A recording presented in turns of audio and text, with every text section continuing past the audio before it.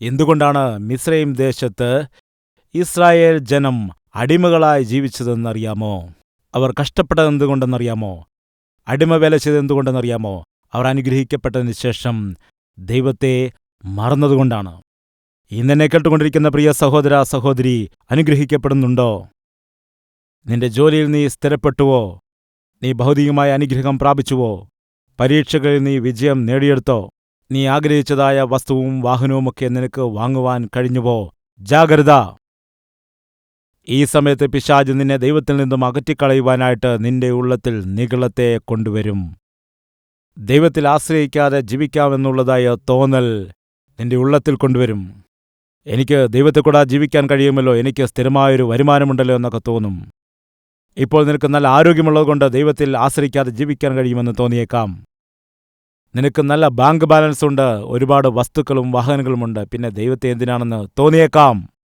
എന്തിനാണ് എപ്പോഴും പ്രാർത്ഥിക്കുന്നത്? എന്തിനാണ് ആലയത്തിൽ പോകുന്നത്? എന്തിനാണ് ഉപവസിക്കുന്നത്? ഇതിൻ്റെ ഒന്നും ആവശ്യമില്ല എന്ന് തോന്നിയേക്കാം. ഇങ്ങനെ ദൈവത്തെ കൂടാതെ നിനക്ക് ജീവിക്കാൻ കഴിയുമെന്ന് പിശാച് നിന്റെ ഉള്ളിൽ ചിന്താഗതി കൊണ്ടുവരും.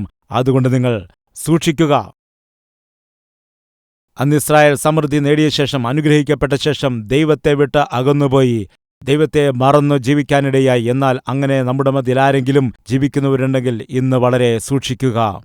ഒരു ദിവസം ഒരു രാജകുമാരൻ ശത്രുരാജാവിനാൽ പിടിക്കപ്പെട്ട് ശത്രുരാജാവിന്റെ കോട്ടയ്ക്കുള്ളിൽ ബന്ധിക്കപ്പെട്ട് കിടക്കുകയാണ്. ഉയർന്ന നിലയിലുള്ള ഒരു മുറിയിൽ താൻ ബന്ധിക്കപ്പെട്ട് കിടക്കുമ്പോൾ അവിടെ നിന്ന് താൻ കിളിവാതിൽ കൂടി പുറത്തേക്ക് നോക്കി. ആരെങ്കിലും റോഡിൽ കൂടി വരികയാണെങ്കിൽ, അവരോട് തന്റെ കാര്യം പറയുകയാണെങ്കിൽ, തന്റെ പിതാവിനെ അറിയിച്ച് പിതാവ് വന്ന് എന്നെ രക്ഷിക്കാനിടയാകും എന്നുള്ള ആഗ്രഹത്തോടുകൂടി പുറത്തേക്ക് നോക്കിക്കൊണ്ടിരിക്കുന്നു. റോഡിൽ കൂടി ഒരാൾ പോകുന്നു, വിളിക്കാൻ ശ്രമിച്ചു. എന്നാൽ ഉറക്കെ വിളിക്കാൻ കഴിയില്ല, കാരണം സൈനികരാരെങ്കിലും കേൾക്കും. അതുകൊണ്ട് രാജകുമാരൻ തന്റെ കയ്യിൽ ഉണ്ടായിരുന്നതായ സ്വർണ്ണവള ഊരിയിട്ട് റോഡിൽ കൂടി പോകുന്ന വ്യക്തിയുടെ മുൻപിലേക്ക് ഇട്ടുകൊടുക്കുവാൻ ഇടയായി. നടന്നു പോകുന്നതായ വ്യക്തി ആ സ്വർണ്ണവള കണ്ടപ്പോൾ തന്നെ പെട്ടെന്ന് അതെടുത്തിട്ട് ആരെങ്കിലും കാണുന്നുണ്ടോ എന്ന് നോക്കിയ ശേഷം തന്റെ പോക്കറ്റിൽ ഇടുവാനിടയായി. പോക്കറ്റിലിട്ട ശേഷം ഇനിയും അവിടെ എന്തെങ്കിലും കിടപ്പുണ്ടോ എന്ന് അറിയുവാനായിട്ട് ആ മനുഷ്യൻ റോഡിൽ പരതി നോക്കുന്ന സമയത്ത് മുകളിൽ നിന്ന് രാജകുമാരൻ വിളിച്ചു പറയുകയാണ്, ഇത് ഞാനാകുന്നു ആ സ്വർണ്ണവള താഴേക്ക് ഇട്ടുന്നത്. എന്റെ അടുക്കിലേക്ക് നോക്കുക. എവിടെ നോക്കാനാണ്? ഇനി എന്തെങ്കിലും കിട്ടുമോ എന്നറിയാൻ വേണ്ടി അയാൾ റോഡിൽ പരതി നടക്കുകയാണ്. ശരി, നോക്കാമെന്ന് പറഞ്ഞുകൊണ്ട് രാജകുമാരൻ തന്റെ രണ്ടാമത്തെ കൈയിലെ വളയമൂരി റോഡിലേക്ക് ഇട്ടുകൊടുത്തു. ആ മനുഷ്യൻ റോഡിൽ പരതുന്ന സമയത്ത് വീണ്ടും ഒരു സ്വർണ്ണവള കൂടെ കണ്ടപ്പോൾ അവന്റെ സന്തോഷത്തിന് അതിരില്ലായിരുന്നു. അയാൾ ആ സ്വർണ്ണവളയും എടുത്ത് സന്തോഷിച്ച് തുള്ളിച്ചാടുവാനിടയായി. സന്തോഷിക്കുന്ന വ്യക്തിയെ നോക്കിക്കൊണ്ട് മുകളിൽ നിന്ന് രാജകുമാരൻ വിളിച്ചു, എടാ, എന്നെ നോക്ക്, ഞാനാണ് ആ സ്വർണ്ണവള നിനക്ക് ഊരിത്തന്നത്. എന്നാൽ അവനൊന്നും കേൾക്കുന്നതേയില്ല. അത്യാഗ്രഹത്തോട് ചിന്തിച്ചു, ആദ്യത്തെ വളവിറ്റ് എൻ്റെ മകൻ എന്തെങ്കിലും വാങ്ങിക്കൊടുക്കണം, രണ്ടാമത്തെ വളവിറ്റ് എൻ്റെ മകളുടെ വിവാഹം നടത്തണം, ഇനിയും കിട്ടുകയാണെങ്കിൽ ഒരു വീടും കൂടെ വയ്ക്കാം. അതല്ലേ മനുഷ്യനെ സംബന്ധിച്ച് അവൻ്റെ ആഗ്രഹത്തിന് എന്തെങ്കിലും പരിധിയുണ്ടോ? ഇനി എന്തെങ്കിലും കിട്ടുമോ എന്ന് വിചാരിച്ച് വീണ്ടും അയാൾ തറയിൽ പരതുമ്പോൾ രാജകുമാരൻ വിചാരിക്കുകയാണ്, എന്തു ചെയ്താലാണ് ഇയാളെ ഒന്ന് മുകളിലേക്ക് നോക്കിക്കുക. അടുത്തൊരു കല്ല് കണ്ടു. ഉരുണ്ട ചെറിയൊരു കല്ലാണ്. ആ കല്ല് കയ്യിലെടുത്തു. കുനിഞ്ഞ് തറയിൽ നോക്കുന്ന അയാളുടെ തലയിലേക്ക് തന്നെ ഇട്ടു. ആ ഉരുണ്ട കല്ല് തലയിലേക്ക് വീണതായ നിമിഷത്തിൽ ഒറ്റയടിക്ക് ആ വേദന സഹിക്കവയ്യാതെ, കർത്താവേ, ആരാണ് ഈ ചതി ചെയ്തത്? ആരാണെന്നെ എറിഞ്ഞത്? അങ്ങനെ തന്നെ ഏറുമേടിക്കും. സൂക്ഷിക്കുക. ദൈവം അനുഗ്രഹിക്കുന്ന സമയത്ത് ദൈവത്തെ മറന്ന് ഇഷ്ടമുള്ളതുപോലെ പോവുകയാണെങ്കിൽ കേൾക്കുക, ദൈവത്തിൻ്റെ കയ്യിൽ കല്ലുകൾ റെഡിയായിട്ടുണ്ട്. ആ കല്ല് എപ്പോൾ വേണമെങ്കിലും നിന്റെ മേൽ വീഴാം. ആ കല്ല് എന്താണ്? രോഗമായിരിക്കാം. ആ കല്ല് എന്താണ്? ജോലി നഷ്ടപ്പെടുന്നതാകാം. എന്താണ് ആ കല്ല്? നിന്റെ വ്യാപാര സാമ്രാജ്യം തകർന്നു പോയേക്കാം. ആ കല്ലെന്താണ്? നീ നനയ്ക്കാത്ത രീതിയിലുള്ളതായ, നിനക്ക് പരിഹരിക്കുവാൻ കഴിയാത്തതായ, നിന്റെ ജീവിതത്തിൽ ഇന്നുവരെ നീ നേരിട്ടിട്ടില്ലാത്തതായ ശത്രുഭീതിയായിരിക്കാം. എന്തെങ്കിലും ഒരു പ്രശ്നമായിരിക്കാം. അതെന്താണെങ്കിലും നിന്റെ മേൽ വന്ന് വീണേക്കാം. അതുകൊണ്ട് സൂക്ഷിക്കുക. ദൈവം നൽകുന്ന അനുഗ്രഹങ്ങൾ വാങ്ങിയിട്ട് ദൈവത്തെ വിട്ടകന്നു പോകുന്ന സഹോദര സഹോദരി, നിനക്കൊരു മുന്നറിയിപ്പ്. ദൈവത്തിന്റെ കയ്യിൽ കല്ലുകളുണ്ട്.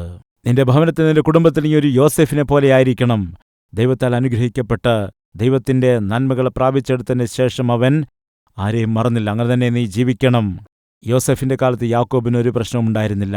നീ ഉണ്ടായിരിക്കുന്നിടത്തോളം കാലം, സഹോദര സഹോദരി, നീ ഉണ്ടായിരിക്കുന്നിടത്തോളം കാലം, നിന്നിൽ ദൈവമുണ്ടായിരിക്കുന്നിടത്തോളം കാലം നിന്റെ കുടുംബത്തിന് നന്മയുണ്ടായിരിക്കണം, നിന്റെ വീട്ടിൽ സന്തോഷമുണ്ടായിരിക്കണം, നിന്റെ വീട്ടിൽ സമാധാനമുണ്ടായിരിക്കണം, നിന്റെ വീട്ടിൽ സമൃദ്ധി ഉണ്ടാകണം. ദൈവത്തിൻ്റെ അനുഗ്രഹം കൊണ്ട് നിന്റെ കുടുംബത്തിൽ സമാധാനവും സമൃദ്ധിയും ഉണ്ടായിരിക്കേണ്ടതാണ്. യോസേഫിനെ പോലെ ജീവിക്കാമോ? ദൈവത്തോട് ചേർന്ന് ജീവിക്കാമോ? അതേ സമയത്ത് തന്നെ ദൈവം നിന്നെ അനുഗ്രഹിച്ചതുകൊണ്ട്, നിന്നെ ഉയർത്തിയതുകൊണ്ട്, നിന്നോട് കരുണ കാട്ടിയതുകൊണ്ട്, ദൈവത്തിൻ്റെ അനുഗ്രഹങ്ങളെ പ്രാപിച്ചെടുത്ത ശേഷം ദൈവത്തെ മറന്നുപോകുകയാണോ? നിഗളത്താൽ ജീവിക്കുകയാണോ എങ്കിൽ നിങ്ങൾ സൂക്ഷിക്കുക. കർത്താവേ, ഞങ്ങളോട് ക്ഷമിക്കണമേ, ഞങ്ങളുടെ നിഗളങ്ങൾ ക്ഷമിക്കണമേ എന്ന് പ്രാർത്ഥിക്കുന്നവരുണ്ടെങ്കിൽ വരൂ, നമുക്കൊരുമിച്ചിപ്പോൾ പ്രാർത്ഥിക്കാം.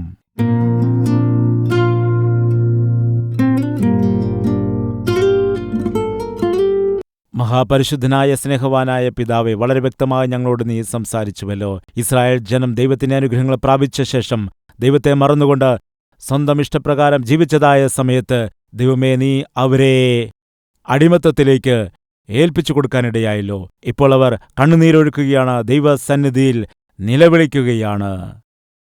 അവർ നിലവിളിക്കുകയും പ്രാർത്ഥിക്കുകയും ചെയ്യുകയാണ്. ഇന്ന് ഞങ്ങളുടെ മധ്യയിൽ ആരെങ്കിലും പാപത്ത് ചെയ്തുകൊണ്ട് നിന്നെ വിട്ട് അകന്നുപോകുന്നവരുണ്ടെങ്കിൽ, കർത്താവ് നിന്റെ സമാധാനത്തെ, നിന്റെ സന്തോഷത്തെ നഷ്ടമാക്കിക്കൊണ്ട് അവരുടെ ജീവിതത്തിൽ സ്വസ്ഥതയും സമാധാനവുമില്ലാതെ നഷ്ടങ്ങളും കഷ്ടങ്ങളും അനുഭവിച്ചുകൊണ്ടിരിക്കുന്നവർ, അവരുടെ കുറവുകളെ ക്ഷമിച്ച് കർത്താവെ, അവരുടെ പ്രാർത്ഥന നീ കേട്ട് ഉത്തരമല്ലണമേ അപ്പാ. പുതിയ ഹൃദയമുള്ളവരായി, പുതിയ മനുഷ്യരായി നിന്നെ സേവിക്കാനുള്ള കൃപ നൽകണമേ എന്ന് യേശുക്രിസ്തുവിന്റെ നാമത്തിൽ അപേക്ഷിക്കുന്നു പിതാവേ. ആമേൻ.